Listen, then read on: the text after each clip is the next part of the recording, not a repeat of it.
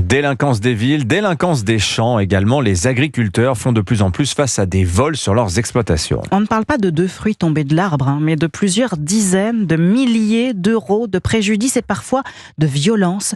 Dans les Pyrénées-Orientales, les producteurs de cerises sont en première ligne. Ils tirent la sonnette d'alarme. Les autorités n'ont pas encore établi le nombre exact de victimes, mais le phénomène inquiète, comme l'a constaté à Céret le correspondant d'Europe 1, Charles L'Huillier.